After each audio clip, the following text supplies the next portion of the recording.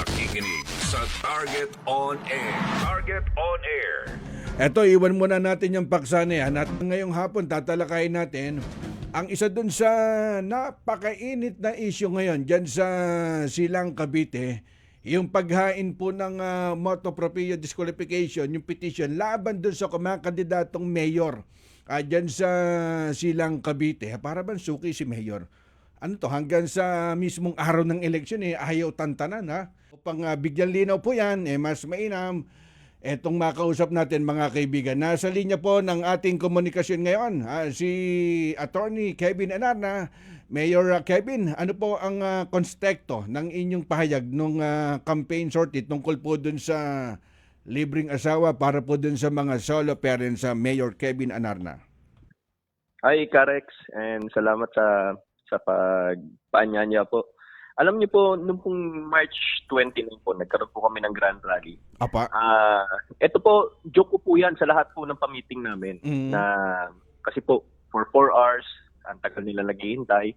So, ang gusto ko lang po ay at least masayahan man lang yung mga kasama po natin, ang mga audiences. Wala pong masamang intention para po doon. Actually, nasabi ko po, sino po dito yung mga solo parents? Kasi po, lahat ng solo parents po, bibigyan natin ng libreng asawa.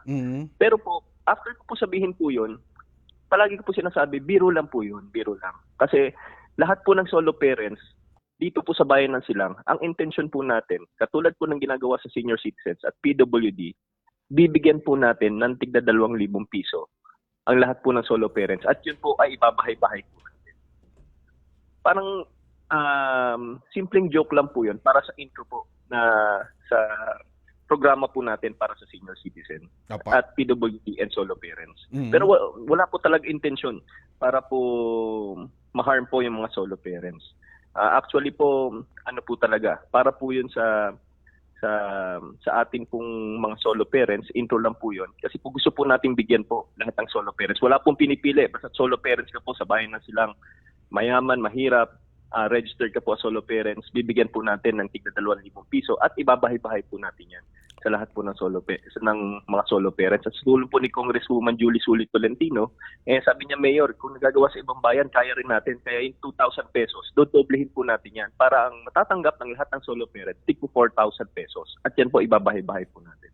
Pero nga po sa...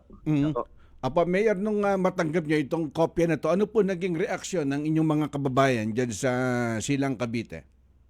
Actually po, nung natanggap ko po yan, siyempre po, nalungkot po kami kasi isang malinis na joke naman po. Pero kahit po ganun po, naghumingi po ako ng paumanhin sa lahat po ng solo parents. Kahit po malinis po yung joke po natin, siyempre po, joke po yun. Ako po yung humihingi ng paumanhin po sa lahat ng mga solo parents po. Actually, minute ko po yung po mga officers, yung head po ng solo parents sa bayan ng Silang. At personal po ako humingi ng patawad po sa kanila po. At sabi ko nga po, hindi na po mauulit yung ganong klaseng joke. Pero po, importante po, yung pong programa po natin para sa lahat ng mga solo parents. At nasusubaybayan ko dun sa mga house tours, dun sa mga sortie. Hindi lang po solo parents, kada makikita kayo, parang gusto talagang, kulang na lang po, yakapin po kayo. Talagang para bang gusto kong higpitan na ayaw kayong pakawalan. Ano bang karisma meron kayo dyan sa inyo sa Silang, Mayor? Naku, swerte lang po siguro tayo. Minahal po tayo talaga ng tao. Kasi po talaga, kami po dito sa bayan ng Silang, nung simula po tayo, wala po tayong pinipili. Kalaban, kakampi, pag humingi ng tulong sa munisipyo, binibigyan po natin. Kahit number 1 bashers, pag humingi ng tulong, agad po natin binibigyan. Wala po tayong pinipili. After ng eleksyon, isang araw lang po, balik na po sa normal ang lahat po. Siguro po kaya po ako minahal ng taong bayan. Tama po. At sa tingin po ba ninyo, itong petition ito may halong politika o paninira po sa inyo, Mayor? Siyempre po, definitely. Kita nyo naman po, politically motivated. Makikita mo po sa palabas po ng mga media outlet, paulit-ulit, para po... Pero po, sa tingin ko naman po, yung po mga taga-Silang po, matatalino naman po. Alam po nila na yung pong bilanggit po natin ay talaga pong malinis na joke. Kung yun nga pong meron pong isang kumakandidato sa ibang bayan po na nag-utter po ng medyo mas hindi pa po mas okay na biro po sa atin, na-dismiss po ng COMELEC.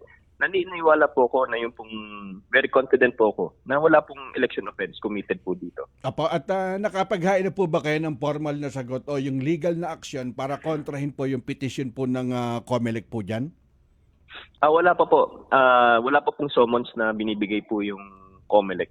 So, hintayin muna po yung summons. Siguro po, baka po after elections sa po yun, siguro po, saka po tayo papasagutin po ng COMELEC. Apo, at Pero ngayon po, wala pa po.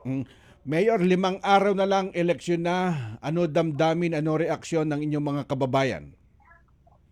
Dito naman po, natutuwa po ako kasi po ramdam na ramdam po namin na malakas pa rin po, na mahal pa rin po tayo ng taong bayan. Sa consistent po, sa lahat po ng survey na lumalabas, malayong-malayo po tayo sa pinaka-tunggali po natin.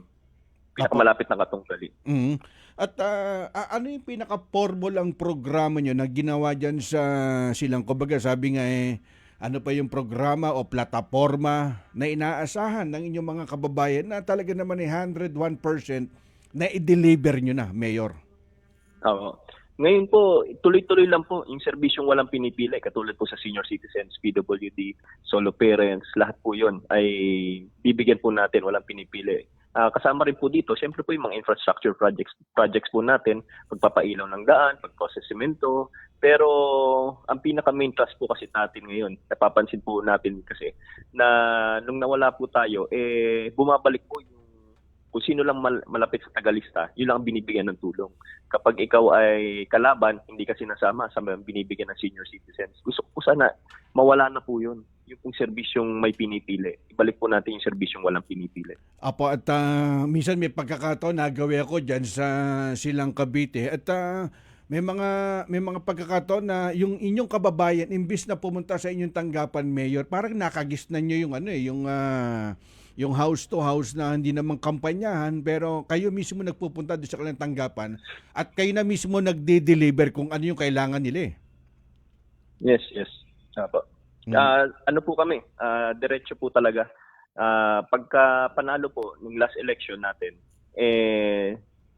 nag-start na po tayo ng serbisyo nag-house to house. Tapos po, bukod pa po sa pag-house to house po ng serbisyo, ang ginagawa po natin, dahil sa sobrang laki po ng bayan ng Silang, yung pong munisipyo, binababa po natin kada buwan po sa mga malalayong barangay. Lahat po ng mga department heads po natin, lahat ng mga serbisyo po na pwedeng gawin sa munisipyo, binababa po natin sa mga malalayong barangay po. Nilalapit po natin yung munisipyo sa bawat tao.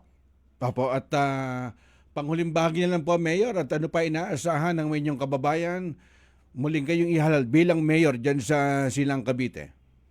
Sa mga kababayan ko po, maraming salamat. Inulit ko po, maraming salamat sa lahat po ng napakainit na pagtanggap niyo po sa amin po. Sa lahat po ng barangay na pinupuntahan po namin compared po sa last election na doble, triple po ang uma-attend at ramdam na ramdam po namin yung init na pagtanggap po ng mga kababayan po natin. Doon pa lang po, sinisigurado ko po na itutuloy yung pong pagbabalik po ng serbisyo po natin.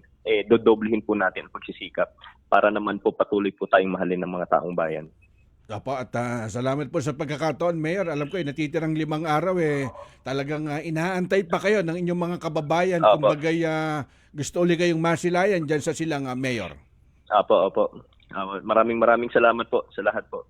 Karex, sa lahat po ng nakikinig po sa Target on Air, maraming salamat. Okay, ingat po at salamat din po sa pagkakataon, Mayor Kevin Anarna ng Silang Cavite. Target on Air, Halalan 2025 Special Coverage. Reports at updates ng halalan ihahatid sa inyo ng Target on Air. Halalan 2025 Special Coverage ng Target on Air.